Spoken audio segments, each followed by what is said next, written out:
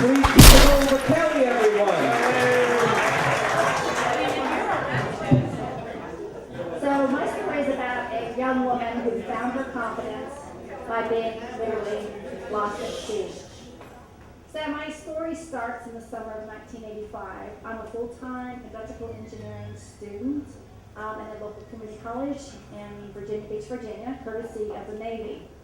And I'm feeling a little lost because I don't feel accepted by my military counterparts nor by my fellow engineering students. And it's starting to chip away my confidence, and this is weighing on my mind.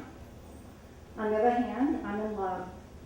I've spent the summer sailing with David. David has a 23-foot sailboat. He is also a Naval Reserve officer and a Naval Academy graduate.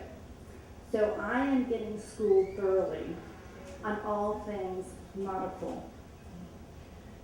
However, the summer is starting to wind down, and I have something still left to prove to myself. That, yes, I am a good second mate, but can I captain my own ship, literally and metaphorically? So I borrowed David's boat to sail across the Chesapeake from Little Creek to Cape Charles. And for those of you who aren't familiar with the Chesapeake, it's a big body of water with a very active shipping channel. And it takes a full day to sail across this bay. And I asked my girlfriend Janice, who's also one of the few female engineering students, to accompany me. I asked Janice because, one, she knows how to sail, and two, I know she won't freak out if things don't go as planned. And that turns out to be critical. So our day of adventure begins early on a Saturday morning because it's a full day of sailing. The skies are overcast and the seas are a bit choppy, but they've just secured the small craft advisory, so we're good to go. So we set sail, and after a few hours, the skies part and the sun comes out, and the wind, of course, dies down. No worries.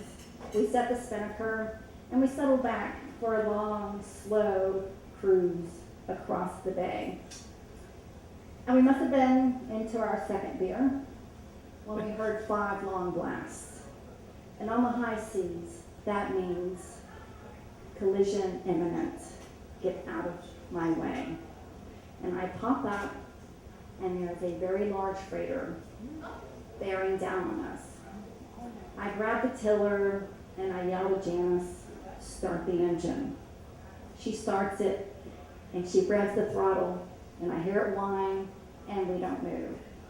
I look back, put it in gear, and she drops it into gear with a sickening thunk, and we motor out of the way. It's this massive freighter, and I can still feel the shadow of the ship and the smell of diesel fuel. So after that, I took my captain duties a little bit more seriously, and I don't think I let go of that tiller until I had Cape Charles in sight, and we dropped anchor that night.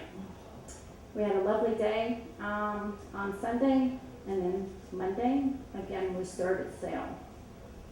And the weather gods were with us. It was a beautiful day, and the winds were favorable. We were making excellent time. And this time, there's no dramas at high sea, no imminent collision. But around 3 o'clock in the afternoon, I looked around, and I realized we were lost. There was no familiar landmarks in sight. I'd been taught to triangulate by looking at landmarks, and all I saw was a vast body of water. And then I looked down at my chart, and I looked at the compass, looked at the chart, looked back at the compass, and next to the compass was our boombox. We'd been playing our jams while we were working our way through the rest of the beer cooler. And I realized, and I recalled in my engineering class in physics, we were taught that radios have large magnets. And I picked up the boombox, and the compass spun around. We've been heading out for open water for about the past 4 or 5 hours. So we made a hard adjustment, and we prayed that we would be coming into port in Little Creek before sunset, and we made it. And the lesson that I took from that many-story journey was that regardless of how lost at sea I might feel, I was capable of navigating my way back to a safe port. Thank you.